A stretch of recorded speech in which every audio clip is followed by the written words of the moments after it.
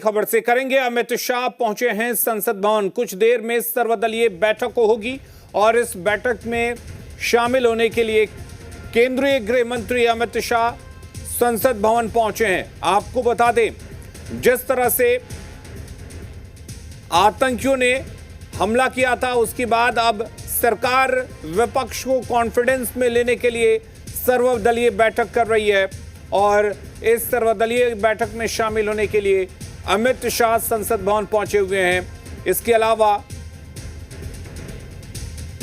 JP Nadda सर्वदलीय बैठक में पहुंचे हैं, संसद भवन पहुंचे हैं जेपी नड्डा। कुछ ही देर में सर्वदलीय बैठक शुरू होगी। फिलहाल केंद्रीय गृह मंत्री अमित शाह के संसद भवन पहुंचने की खबर है। कुछ देर में सर्वदलीय बैठक होनी है और इसमें शामिल होने के लिए जेपी नड्डा भी पहुंच चुके हैं। तमाम राजनीतिक दलों के जो नेता हैं वो पहुंचेंगे सर्वदलीय बैठक में और पाकिस्तान और आतंकियों के खिलाफ लड़ाई को लेकर रणनीति बनेगी। काफी अहम मानी जा रही है ये बैठक।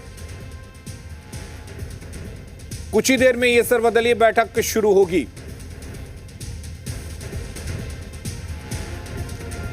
तो बड़ी खबर आपको बता दें, केंद्रीय गृह मंत्री अमित शाह संसद भवन पहुंचे हैं। सर्वदलीय बैठक में शामिल होने के लिए संसद भवन पहुंचे हुए हैं। जेपी नड्डा भी संसद भवन पहुंच चुके हैं। कुछ ही देर में सर्वदलीय बैठक होनी है और दरअसल ये सर्वदलीय बैठक विपक्ष और दूसरे राजनीतिक दलों को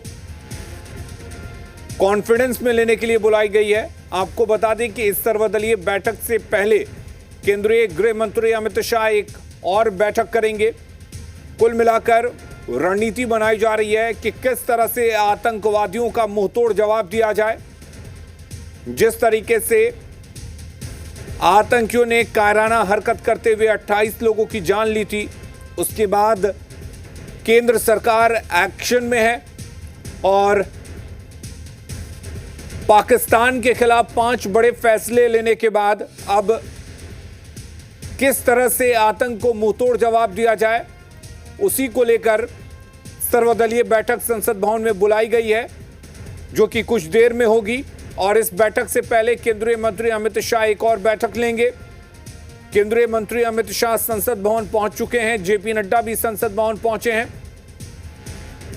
तो तमाम जो राजनीतिक दल हैं उनके प्रतिनिधि इस बैठक में शामिल होंगे और एक रणनीति बनाई जाएगी कि किस तरह से आतंकियों का मुंहतोड़ जवाब दिया जाए। तो बड़ी खबर आपको बता दें, कुछ ही देर में सर्वदलीय बैठक होने वाली है संसद भवन में।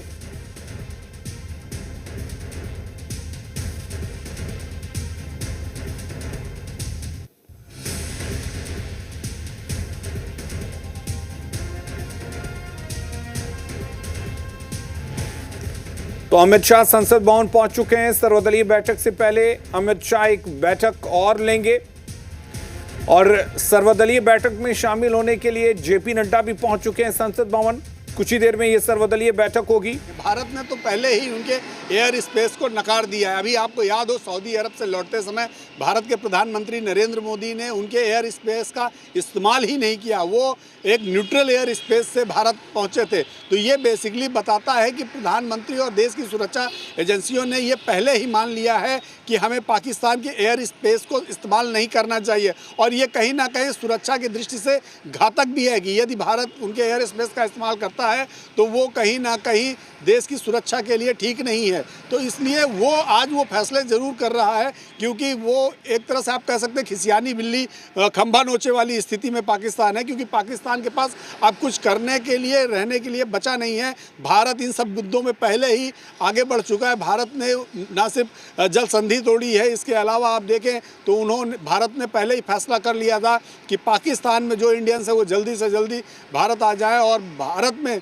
ऑलरेडी जो पाकिस्तानी रह रहे हैं, जो वीज़ा पे आए हैं या किसी भी वीज़ा से आए हैं या सार्क कंट्री।